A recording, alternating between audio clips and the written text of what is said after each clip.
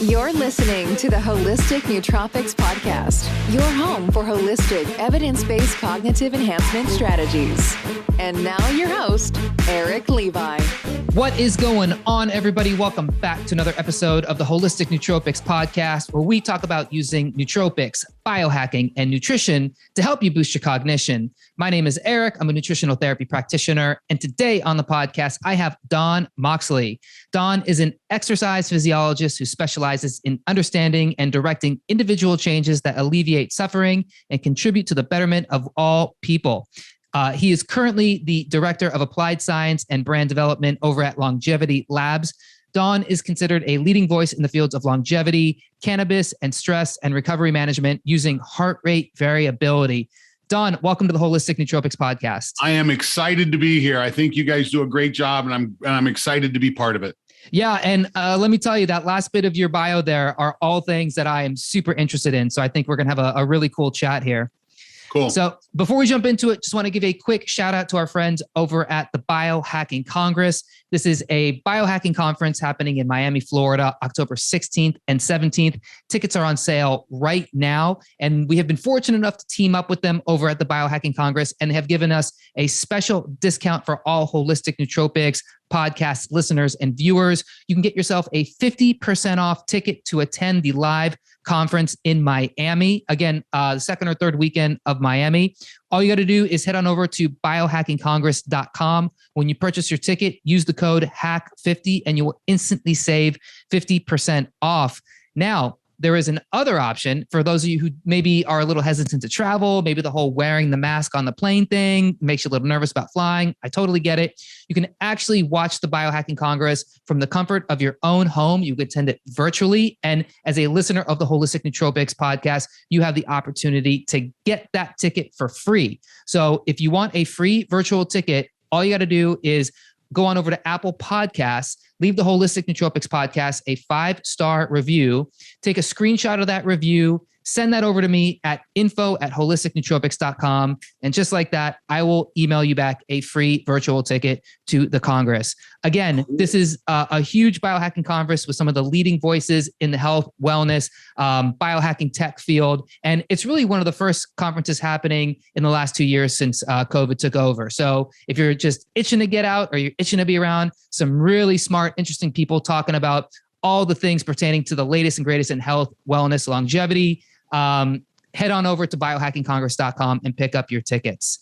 And with that, Don Moxley, again, welcome to the Holistic Nootropics Podcast. I am excited to be here, and I'm really excited to be part of the Biohacking Congress coming up.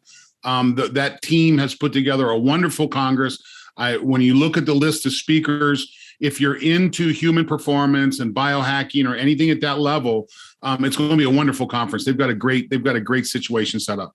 Yeah, and I forgot to mention that Don, our guest today, is going to be one of the featured speakers, and you're going to get a little taste of what his presentation is going to be all about. And it's one of my favorite topics in the biohacking space right now. And I'm not going to go too far into it, but or we're going to get far into it. But first, I want to let Don tell us a little bit about how you got into this field, how you got hooked up with a really interesting company like Longevity Labs, and just basically your origin story.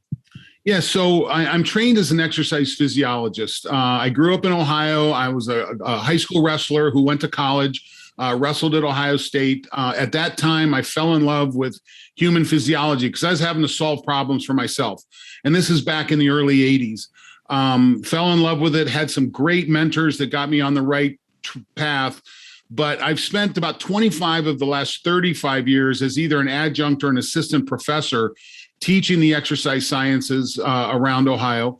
But while I've been teaching, I've also had a foot either in the wearable industries or in human performance. Worked with several Olympians, worked with several pro athletes, just finished up a run from 2015 through 18 at Ohio State as their sports scientist for wrestling. In our 2017-18 season, we measured 3.5 million data points on a wrestling team. And we got to the point where we could use heart rate variability not only to diagnose performance problems, We could use it to prescribe exercise levels, but we actually got to where we could use it for selection. When we qualified our entire starting lineup for nationals in 2018, that was 10 guys. We had 8 All-Americans, which was a school record. We scored a school record points in the tournament. We missed winning the tournament by 6 points to just a great Penn State team. But I could have told you the 2 guys that wouldn't make All-American the first day of the tournament based on their HRV scores. So looking at HRV, we became subject matter expert in that, and it became very interesting. And while I was working in that, I was pinged by some folks who work in the cannabis industry. And they said, so what do you know about HRV and cannabis? And I said, well, I know very little. My guys were NCAA athletes. We weren't in Ohio, was not a legal state. And I got the invitation to go work in the cannabis industry down in Florida. And I did a deep dive there, jumped in, like I said, called it the deep end of the pot pool, started a dramatic learning curve, understanding terpenes, cannabinoids, all the key elements and how it hits your endocannabinoid system, which, was an incredible experience. The challenge is cannabis is a batshit crazy business. So it's a difficult business to stay in. But along the way, I get a call one day from a guy I worked with down there. He said, so what are you doing? And I said, well, I'm looking for a project. And he said, well, have you ever heard of the word spermidine? And I said, nope, first time I've heard that one. And he said, well, you need to do some research on this. And at the time I passively recognized the term autophagy. Ketogenics, there was a lot of things in my field that were autophagy generators, but I hadn't really dug in on that. Learned what Spermidine was, took the job working with them as using science to build a brand. And that's how we wound up working with Longevity Labs and pitching this product called Spermidinelife. That is such a cool story. And you touched on several things that I'm just so interested in: HRV, spermidine, and cannabis. And but before we jump into that, I do want to say, with your history as a performance coach, like a physical performance coach and physical activity specialist, I talk to a lot of people on this podcast, and I hear a lot of podcasts, and I hear a lot of interviews with, quote unquote leaders in the field and, people who are doing these things. And sure, I think doctors and researchers are doing amazing things. But what I think is so cool about your story is that you have actually applied your knowledge to athletes. And we're talking about collegiate wrestlers, which are, that is an exhausting sport that requires so much physical strength and endurance. And to know that you could tell how an athlete would perform just based on their HRV, I think that takes the understanding of these metrics to a whole other level. It was a blessing for me to wind up where I was. That I'm an Ohio State alum. I was captain of that wrestling team back in the mid '80s. And then we had a new coach come in about 15 years ago that reached out to the alumnus. And I just had a wonderful experience working with some elite kids. In the room, we had 38 kids in the room, 2 Olympic medalists, 8 national champions, 11 All-Americans. That's of the 38 kids in the room. And we were able to utilize, and again, one of the challenges in this field, and that's why I call it applied science. Science is data, right? You use data to make decisions. But so many times in human performance, there's so much dogma. It's what is my program? And a school or a program will hire someone because of their program. Well, what we learned is that the program's almost immaterial. It's important to work hard. It's important to work hard at the right times. But you know what? You and I could be on the same wrestling team. We are very different genetic people. And the idea that you can take a single program, whether it's strength, cardiovascular, whatever, and apply it to an entire team population, frankly, is ludicrous. And so, too many times strength and conditioning coaches get caught up in what I call their dogma and their religion. It's Catholicism versus Baptist, listen, they're all reading the same book. Okay, there's no need to get into a discussion about whether, Baptist is better than Catholic. Frankly, that answer is unattainable. You cannot get an answer to that question.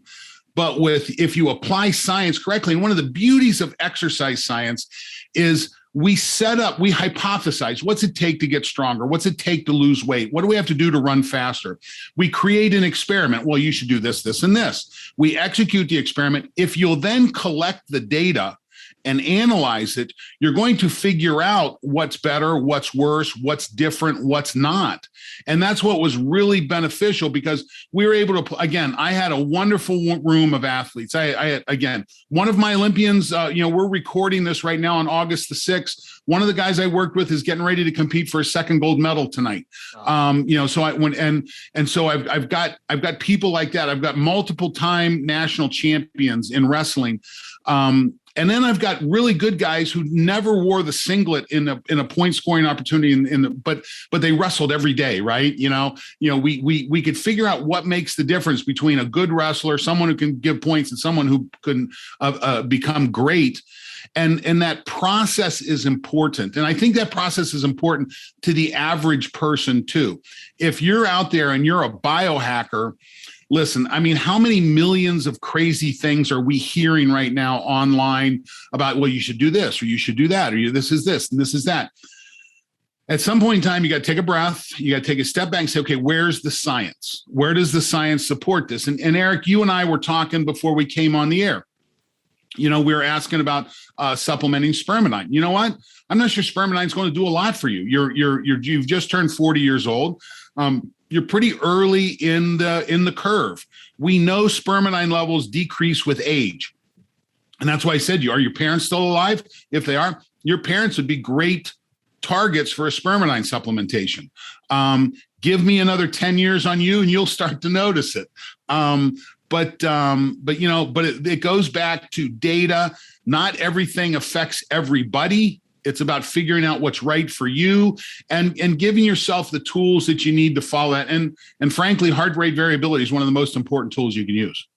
And I became aware of heart rate variability when I started wearing the Oura ring. Mm-hmm. And, I feel like it's very accurate. I don't know on like a scientific level how accurate it is. We think it's the best in the industry. We think it's the best wearable in the industry for HRV. Yeah, it's a score that I've over the last year and a half that I've been wearing the ring. I really take to heart when I look at it at the beginning of the day, oh, I know where my wellness is. I know where my stress is. I know where my recovery is. I know what my body is communicating to me. And I know, I don't always follow the direction. If my HRV is low, maybe I should chill today. I push it. I think that's a mistake, frankly. Okay. I would love to know more about that. So what you look at with HRV is a lot of people want to make an instant decision with it. And I go back again to my wrestling team. The coaches at Ohio State know how to train elite wrestlers. They've done it time and time again. Okay. Along the way, you have some athletes that become outliers, that maladapt to the training. That's when you use HRV to see, oh, wait a minute, is this training getting me what I want? Or is this training, am I adapting? Am I maladapting? So I use heart rate a lot too. I think you're nuts to exercise without wearing a heart rate monitor. I think it's the single most important piece of technology you can use. That's a pretty strong statement coming from someone like me. And hardly anybody uses them. But if my training is working, my external load, which we measure in miles per hour or distance or things like that, will increase, while my internal load, heart rate, HRV, things like that, will remain the same or decrease. Okay. So if my HRV is dropping, my heart rate is increasing, and my mileage or my speed is dropping, I'm maladapting. But if my heart rate is dropping at a given workload, my HRV is increasing, and my speed or my distance are increasing, I'm adapting. So it's this, am I maladapting? And listen, you've got to have days where you drive your HRV into the dirt. Okay. You've got to create stress days, but you also have to have a recovery process in place to deal with that. In the absence of recovery, there's no growth. Training is not growth. Recovery is growth. And you've got to be able to track, am I getting recovery? And that's what you get from the HRV signals. Yeah. And even going beyond training, emotional stress. Like for me, a good example is this last, spring, I was in school and I hadn't gone to school for years. Then the last year I went to school for the whole year. And the second semester, I just decided to take on a pretty hefty, school load. And between that and, my business and just trying to have like a somewhat normal life. And then of course there's the, lockdowns and COVID and everything going on. By the end of the semester, my HRV was low as it had ever been on the ring. And it's not like I was physically like working harder. I wasn't like I was working out the same amount. It was just the emotional stress. I think it drove it down. And since now I'm 3 months into my summer break, I've been meditating every day. The HRV has risen even on days when I do go hard in the gym. My recovery days are much better. My HRV is much better. But it's just interesting to know that the psychological stress that you put on yourself also plays a big factor into that. Your mind does not know whether it's a real tiger or a paper tiger. Okay. It just knows that there's a stress. And, we had two examples with my wrestling team that I found interesting. Number one was, school starts in the fall. We start training right away in the fall. You have what we call weight cutting season. So the guys are working hard, starting to cut their weight down for in season. We have a couple competitions before Christmas. But between Christmas and New Year's, they usually go home. They have a break. But when they come back right after New Year's, that's when we really go into our hard season. Okay. And I have about 6 days after they return from New Year's, I can do a good deep training dive. I mean, we can really dig in. Well, when we started measuring HRV, we came back and normally the guys get back and we really pound them the day they get back. Well, they get back and I looked at their HRVs coming into practice and I go wave off the head coach. I go, listen, these are the worst HRV measurements we've gotten in 2 years. Now, we didn't measure them the year before that time, but what we find is family stress is the worst stress. So we had to give the guys a day to recover from being with family. To get them back in their routine. So that was an interesting observation that we made. So it's important to pay attention to that. Listen, vacation can be stressful. You're changing routines. You're in the sun. There's a lot of things going on, probably some alcohol in on top of that. You got to pay attention to that. But the other one was one of my All-Americans. I walk into practice and his data doesn't look good. And before I have a chance to say something to him, he says, Coach Moxley, he says, would Call of Duty be a stressful thing? I thought, oh my God. Yeah, probably. Tell me. But he says, I had a hella game last night. We were going for like 3 hours. And I said, I won't use his name. I said, listen, your brain does not know whether you're being shot at with a real gun or a fake gun. Your brain just thinks you're being shot at. And I said, listen, I need you to turn the video games off for a couple weeks going into the tournament, because listen, we are loading as much physiological stress into that practice session as we can. I don't need the unknown variable of psychological stress coming from Fortnite or whatever the game they're playing is. And it was interesting because he shut it down for 2 weeks and we just saw numbers climb. And again, he went from sub All-American level to All-American. And I was very happy with that. So yeah, it's an interesting paper tigers, real tigers. Our brain doesn't know the difference. That's incredible. That speaks so much volume. I mean, to just think about like kids' health, and it's not just kids. I mean, you got 20-year-olds, so you got freaking 40-year-olds, 50-year-olds playing these games. Some people are playing these games and trying to, hold up a marriage, hold up a job.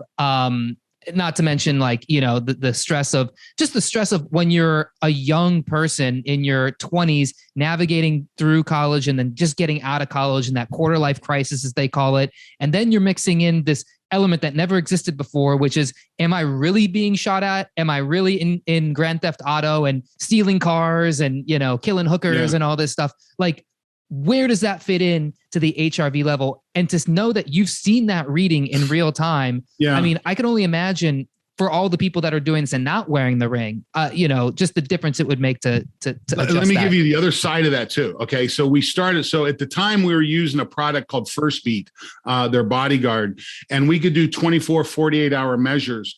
And our head coach is a devout Christian. He's a very special person, and we wired him up. He was the first person we wired up, and we've got a 24-hour reading on him. And normally on these readings, you see when you're awake, it's sympathetic, sympathetic, sympathetic. You go to sleep, it's parasympathetic. It's pretty clear. And Tom's wound tight. I mean, there's no two ways about it. But we're looking at his reading, and about 10:30, there is this distinct parasympathetic boost. I mean, distinct. And this is not an outlier. This isn't like a quick, there's a significant section in there. And he came in and we said, Tom, what were you doing last night at 10:15? And he stops and he says, oh, that's when I do my personal worship. And I'm like, oh, so we now have a physiological marker for worship. And we can take this, we extended this even more. I mean, when you start taking a look at spiritual practices, there are some spiritual practices that are sympathetic. They're very guilt-ridden, fear-driven, and you'll get a sympathetic response. But if you also have a spiritual practice that is loving, encouraging, things like that, you'll get a parasympathetic response. So again, I grew up Southern Baptist, down in the hills of Appalachia, and we grew up every Sunday with a lecture on hell. The hell floor got hot because hell was coming through the floor, and you felt guilty about something you did that week. I don't believe that anymore. Now that I've started to look at this, I still believe in a higher power. There's no doubt. I think there's a lot that's driving us, but I believe in a loving higher power. I believe in an environment that wants the best for you and will give that to you if you open yourself up to it. Wow. Oh, this is why it's such a crazy, interesting metric. And man, like if we could do anything, if we could do any stimulus as a government, just give everybody an Oura ring. Give everybody an Oura ring, put the app on your phone, and learn this side of your body, because it has legit changed the way I live my life. It will, yeah. What was wrong with having, a drink or two before you go to bed? Oh, now I see on the Oura, it just wrecks my sleep. It wrecks my deep sleep. It crushes my Hrv. Why is cannabis better than alcohol? Exactly. And yeah, it's a big deal. I mean, there's no doubt that when you're measuring sympathetic, parasympathetic, your autonomic system, you're measuring a lot of endocannabinoid system status. And we start taking a look at movement and stress, and you have an endocannabinoid that you create when you exercise called anandamide. Okay, that's an incredibly important molecule. You have one that's related to love and sexual behavior called 2AG. These are both powerful endocannabinoids that are supported with exogenous cannabinoid consumption. And we live in fact, my lecture at Biohacking Congress is going to be talking about the environmental changes that we have to pay attention to hack ourselves around. The first two slides I think I'll show, one will be of an orca swimming in the wild, and you see its dorsal fin that's up straight. And the next slide is an orca in captivity, and their dorsal fins are typically curled over. So there's not enough environmental stress on an orca in an aquarium for it to express its DNA as we see it in the dorsal fin, right? And we look at other mammals that have been kept in zoos. So the old zoos used to be concrete blocks with bars in front, and the mammals had an average lifespan of about 3.5 years. They didn't reproduce. They were neurotic. They had digestive problems. Sounds like a lot of humans, I know. Mm-hmm. But you take that same mammal and you put them in an enriched environment. You go to zoos today, and they're enriched environments, and they're living full lives. They're reproducing. They're expressing their DNA. So what we'll talk about is, what side of the aquarium are you on today? I'm sitting here right now looking out I have a great office where I have a full glass window and I'm looking outside, but sometimes you have to ask yourself, what side of the aquarium you're on? And knowing that we go from our house aquarium to our car aquarium to our work aquarium, What are the things that you need to do to modify? Listen, I'm not suggesting that you give up heat in your home or air conditioning. I mean, but you need to recognize the environmental menopause you're creating for yourself. Mm-hmm. You need to recognize your environment and how you change that. And then this extends all the way down to the critical molecules in your food. And that's where spermidine comes into play. Spermidine is one of these molecules that's in every cell of our body, men, women, plants, and animals. And what we know is it declines with age. But the other thing that we're starting to find is people who live in blue zones have high spermidine contents in their diet. Spermidine is a critical trigger in this process called autophagy. And we'll spend time talking about this in the presentation, but there are multiple triggers to autophagy. Spermidine just happens to be a key facilitator. But we've got these triggers, and we see this carry through from neuroprotection, cardiovascular protection, to immune system support. We know that the coronavirus attacks the autophagy cycle. We know that there's what's called an autophage, that's an encapsulated part of the junk of the cell. It bonds with a lysosome, and that's where the digestion starts. Well, COVID interferes with that process. If it's interfering with that process, you have other autophagy triggers that can finish it for you. You don't just need the immune trigger. And this is one of the important things. And I think it's a good explanation why one person can do well with a virus and someone else won't. It's part of your preparation. It's part of the hacks that you've put together to get through. Wow. Oh, man. So much to unpack there. First, I think you gave me the title of the podcast, which will be How to Avoid Environmental Menopause.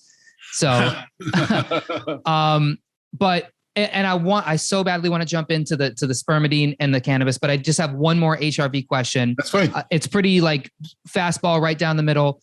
What is a good HRV? What does that look like? It is, if it's better than yesterday, it's good. Okay. We know that my athletes that are trying to achieve a certain level have to have a certain level of recovery in order to wrestle the NCAA tournament and to win the 5 matches that you need to win, the 3 to 5 matches that you need to win to make All-American. It's about your ability to recover. Okay. And if you don't have recovery, you won't have the ability to go from match to match to match to match and eventually get the wins that you need to make All-American. And what we saw in our room is, again, my Olympic gold medalist had the highest HRV in the room. My national champion, my Olympic silver medalist was second. My national champions were third, but they were all in a tight zone. And then it dropped to a point to where if someone didn't have a HRV above a certain level, they couldn't make All-American. They could qualify for the tournament. They were good. They won a lot of matches, but they just could not win the number of matches they need to make All-American. So HRV, like spermidine, declines with age. And you want to be engaged in practices that boost this parasympathetic response. Meditation is a wonderful tool. Okay. Meditation is an important life hack. We don't hunt and gather anymore. When you're hunting, you're out in the woods, you're usually by yourself, you're being very quiet, you're very focused. It's very much a meditative process. We don't have to do that anymore. So we need to imitate that. We need to bring that into our environment artificially. Now, we use sensory deprivation float tanks aggressively.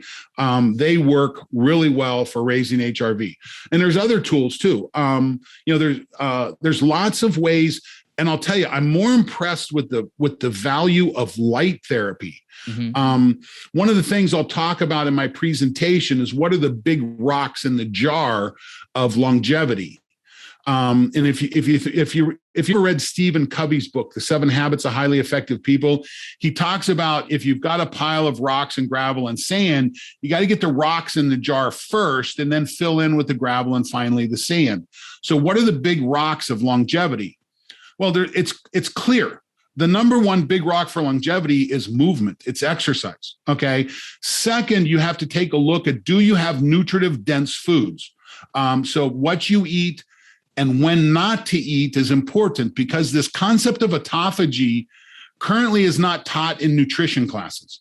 Okay. Nutrition is typically taught, we call it Wardwell nutrition, proteins, carbohydrates, fats, vitamins, minerals, water. Here's how you read a food label, and the semester's over. But this process of autophagy and triggering it with when you eat or when you don't eat or what you support it with, I believe will be in the nutrition textbooks in a decade. I think it'll be an important topic. We live in a calorie toxic environment. We have so many calories available to us that we never get into the cellular cleaning process of autophagy, or it's lowered dramatically. And what we see is that in any time that you upregulate autophagy, whether through caloric restriction or caloric restriction mimetics, we see an upregulation of autophagy, and we see numerous health benefits come with it.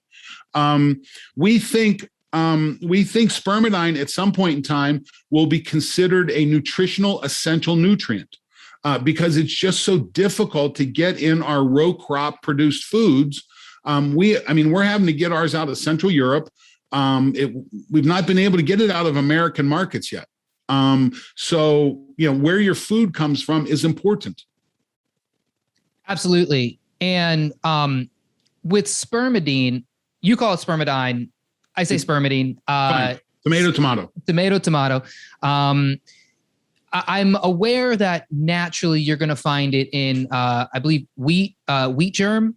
Wheat germ, mushrooms, some cheeses, natto. Which if I have to eat that to live longer later, I'm done. Right. I can't choke that down. Right. So with spermidine, now you got me saying it's spermidine. Spermidine, you've evangelized me into spermidine, the Church of Spermidine. With spermidine, knowing that, okay, it can be kind of difficult to get from food. Now we've got these supplements coming out, and we're talking about autophagy. When somebody takes it, how do they start feeling? How do you know it's working in the first place? So, like I said early on in our call, I'm not sure you'd feel a difference. You're young, your spermidine levels are probably high.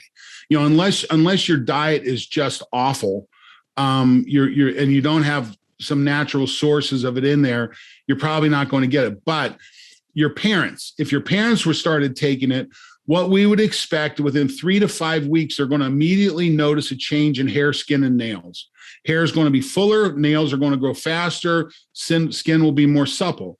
And what this goes back to is that the increased autophagy improves stem cell production at an epithelial level. The cells that make your skin, hair, skin, and nails upregulate their stem cell progress, and it becomes better. So these are some of the first things people notice. The second things they notice is improved sleep.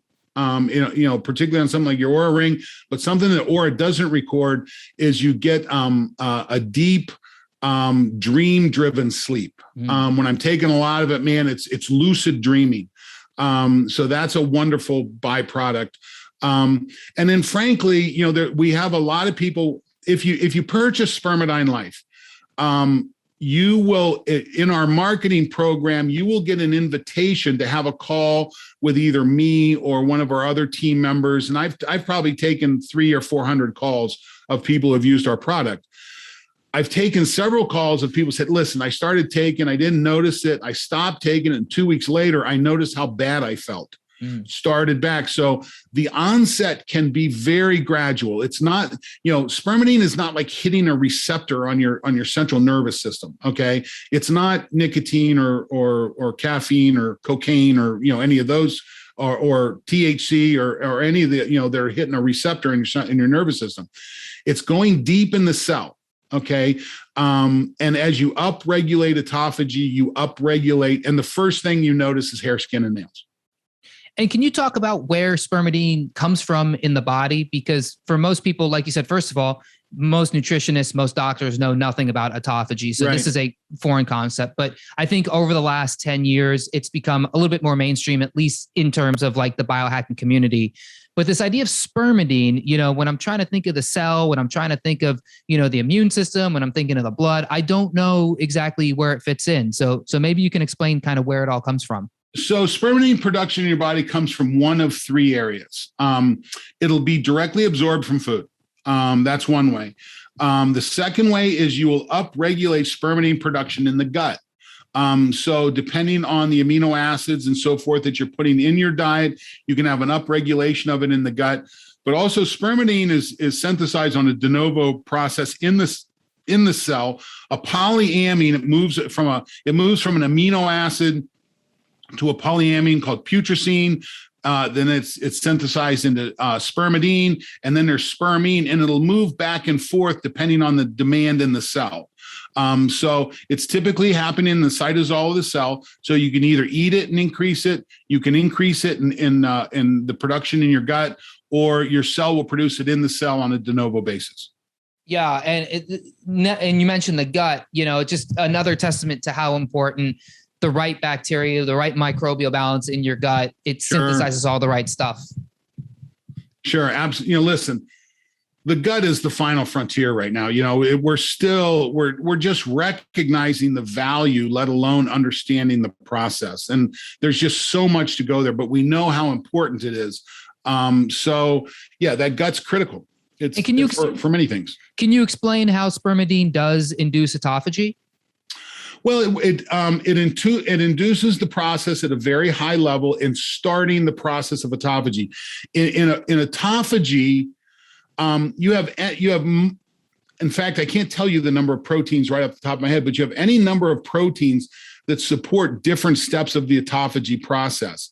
Spermidine, and we see a trigger of autophagy coming from increase in reactive oxygen species, from heat stress, from exercise stress, from calorie restriction, multiple stresses. The cell recognized and said, hey, we need some energy here.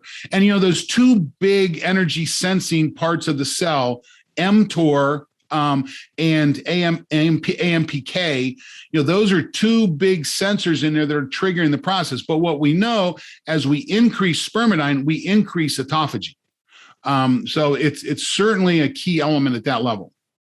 So we're talking like reactive oxygen species, inflammation. This can sabotage your natural spermidine levels. Well, what I would say is as spermidine levels drop, autophagy drops, and you increase the level of inflammation. I've gotten to the point where when I think of inflammation, it's the opposite of autophagy. When I have good autophagy going on, I have low inflammation. Mm-hmm. So if I'm inflamed about something, listen, I've now had 8 knee surgeries, 5 on one knee and 3 on the other. And my knees can be fit, but I take a lot of glucosamine and chondroitin as a supplement. It is an autophagy stimulant in the cells in the knee. So it lowers inflammation by boosting autophagy. It's, so anytime that you have an inflammation response, every time you have that happening, it's probably a drop in autophagy that's driving it. Sure. And so someone's listening to this and they go, okay, I'm all about this anti-aging stuff. I'm all about autophagy. I fast, I do the intermittent fasting. Is spermidine something good to use in a fast? Well, yeah, and this is what our medical professionals are telling us. They're using it. It's kind of like oil in the engine. Okay, mm-hmm. You want to run the engine hard, you got to have things there to grease it up and keep it going. Well, spermidine is one of the key molecules in driving that autophagy process. As you age, if you fast when you're old, but you have low spermidine levels, your autophagy won't be as efficient as if you fast when you're old with high spermidine levels. It increases the efficiency of the processes. Does that make sense? Yeah, totally. And people who live well into their 90s and 100s have high spermidine levels in their systems. So when the autophagy process is happening, it's happening efficiently and effectively. And you're not developing these inflammation-based diseases that come with aging. And is there a time of day that's optimal for supplementing? No, we recommend that you supplement with food. Okay. So our team in Austria, we don't see, with things like NAD or NMN or NR, it looks like there's a diurnal process to nicotinamide riboside in your system. So it probably makes sense to supplement your NR morning and night because it peaks evening and day. We don't see that so far. We don't have any evidence to suggest that's the case. So Spermidine, they're recommending that you get a basal levels, a base level intake. We recommend you take it the same time of the day, probably with food, so that you can take full effect of that mitochondrial process. And I think you mentioned this, but is there, like you were saying, there is no, it's not like tobacco or drugs or alcohol. Yeah, it's not hitting a receptor. Okay, so there's not going to be like a tolerance to it. Like you're not going to wear yourself out of it. No, we don't. Again, what we see is there's a natural decline with age. Mm-hmm. So, and we've tested. So our recommended daily consumption recommendations 1 milligram a day. We've tested up to 8 times that for safety. And I'm not saying that we won't change the recommendation as the science changes. So we are a very science-based company. Before we make a recommendation, it's going to be based on the fact that we've got data to support that. And that's kind of how we roll. Now, in fact, let me put it this way. We do have some evidence that high spermidine content intake can be beneficial for a short period of time. So we actually have a product that we'll be releasing this fall that's a 6 milligram per day supplement, but you don't do it every day. It's 6 milligrams for a month. It's only going to be available through physicians. Again, the science on this is expanding quickly. That's why we think it's important to keep our public plugged into what we know. Yeah, this is all great to know. So where does cannabis fit into this anti-aging equation? Cannabis is going to fit into the anti-aging equation more on daily stress management. And again, cannabis, that's a big word, right? Yep. There's a lot that goes in. And one of the challenges with cannabis that I see is that, we legalize cannabis in the States on the back of epileptics and cancer patients. But as soon as we legalize it, medical or recreational, it immediately becomes an adult use rec market. And it's all about the THC content. And, one of these days when this market matures, people are going to recognize the therapeutic value of lower levels of THC, higher levels of CBDA, and higher contributions of specific terpenes that are going to be remarkably therapeutic. Unfortunately, the market just isn't there yet. But I do think, I was in Florida at a pain conference down in Palm Beach at the Breakers in Palm Beach. And we had this wonderful little Jamaican medical assistant came by the booth we were working. And she says, I used to grow this in our backyard. And my father was a farmer, and he would take it and he would soak it in our finest rum. So not only would they soak it in rum, so this is ethanol extraction of the cannabinoids and terpenoids. It was their finest. They didn't use the crappy rum. They used their best rum for this. And she said, when I would have menstrual cramps, they would give me a shot in my orange juice, and it solved it. She says, my father would take that and rub it on his knees at night for pain. And I was listening to that story, and listen, science is written with data, but culture is changed with stories. Okay. And I love listening to the stories around this area. And when you take a look, and she's telling that story, and what I heard from that story was ethanol extraction, not decarboxylated cannabinoids, full spectrum terpenoids. There's a lot to be said there that frankly, the markets just isn't in, I travel to California and Colorado, and I see, and Florida, and I see a lot of these markets. It's still an adult use rec market. It's what feeling do I get when I smoke this? And frankly, I'm not a smoker. I don't think my lungs adapt well. I'm always smoking on a ceremonial level. I like it from a spiritual level. We see it in spiritual traditions forever, right? But smoking on a daily basis, I just don't think our lungs are ready for that, let alone inhaling a lot of oil on top of that. So I'm more of a tincture, transdermal kind of a person from a therapeutic level. Our oral mucosa is well evolved to absorb some of those molecules. Transdermal, it has a wonderful effect in pain mitigation and inflammation. But I think cannabis can be a wonderful part of a healthy lifestyle. Yeah. I'm with you on and in full disclosure, I am a THC influence. Devotee. Devotee, sommelier.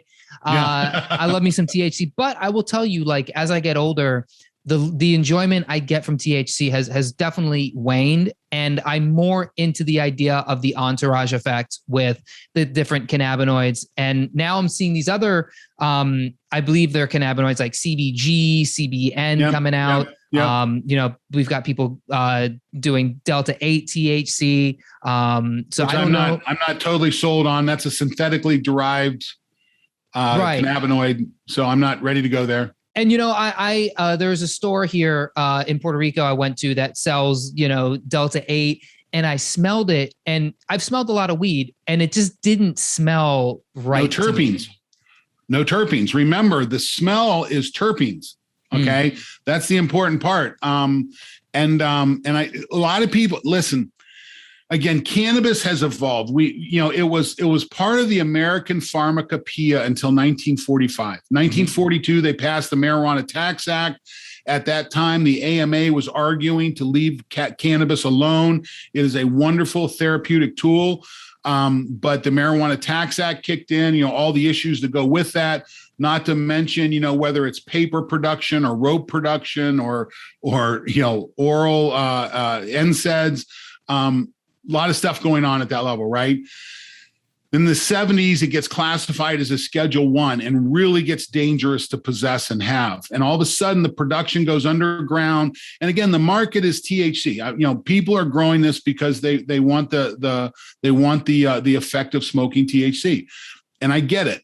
But the product changed dramatically from the products that we would have had back in the late 70s. In up until that point. So I think it's, there's so much hybridization going on. I mean, it's crazy. The agri-science is off the chain. I mean, some of the best agri-science, I think, in American agriculture. But at some point in time, the land race of forms are not even available anymore. You can't even find the original forms. But as we are able to study it more, as we're able to pay attention, again, there's a lot of good work going on over in Israel. There's a lot of good work going over in Europe, looking at key therapeutic elements.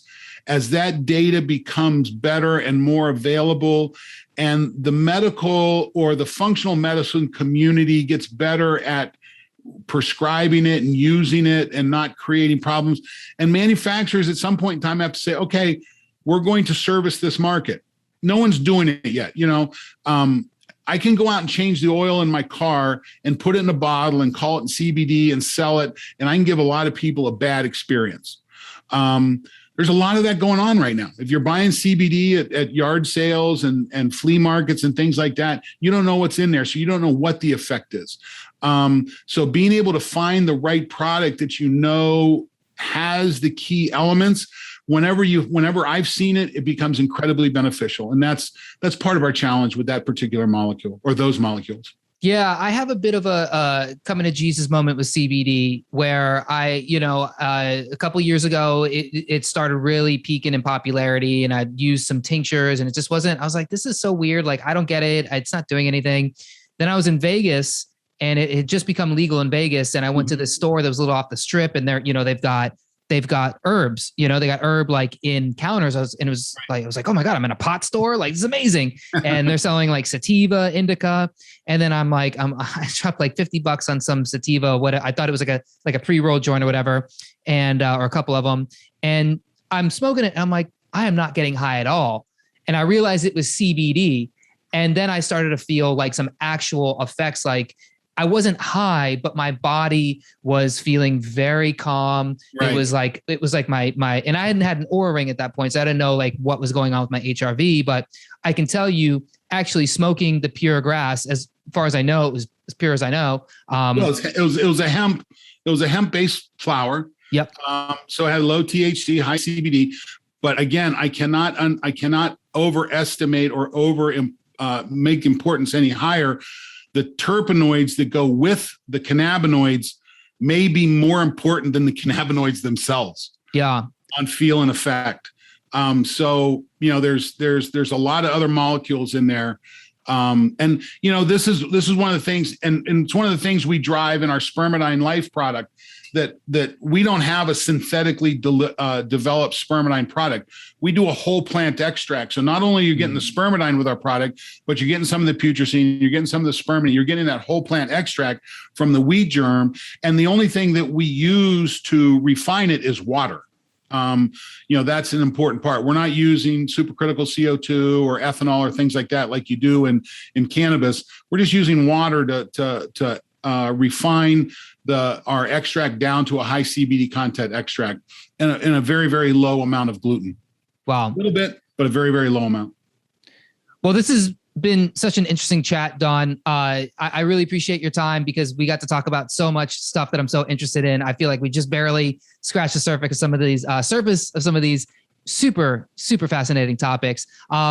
If someone want to learn more about you or get their hands on some of this spermidine that you're talking about, where would you send the listener or viewer? So if you want to learn more about spermidine, go to spermidinelife.us. Spermidine, SPERMIDINELIFE.us. If you go to .com, you'll wind up at our Austrian site.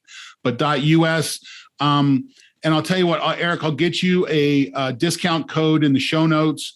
Let's have them put in Eric, ERIK 15 to get a 15% discount if they like. We'll get that code set up. And again, listen, you can find me on LinkedIn. I'm on all the socials, Don Moxley. You'll find me there. A lot of my human performance podcasts or my weed podcasts, you'll find up on LinkedIn in my profile. I tend to put a recording of all those up there. So that's a good way. And, or you can come see us at the Biohacking Congress down in Miami. We are really excited about being there. Again, I approach this. You're not going to get a spermidine lecture when I do my talk. You're going to get a human performance lecture. Listen, it's about alleviating suffering and contributing to the betterment of well people. That's my personal mission. And the key elements for that, I go back to the rocks in the jar: exercise, food, sleep, light. Okay, those are the four big rocks, but you also have to have a jar, and the jar is your purpose in life. I used to define myself as an exercise physiologist and thought I had to teach or coach.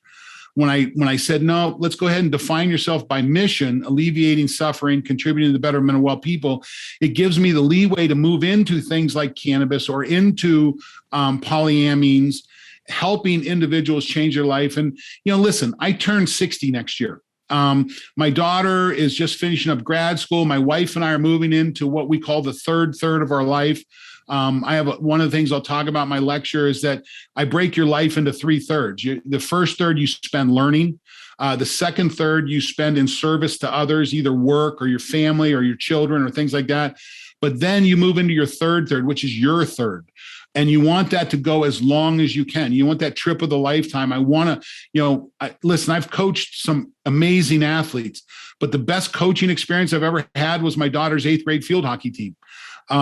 I want to coach my grandchild's 8th grade field hockey or lacrosse or something like that. So that is my objective for my third, to be a vigorous contributor to the people and family around me. And so that's what we do. And that's kind of where my mission comes from. And that's my jar.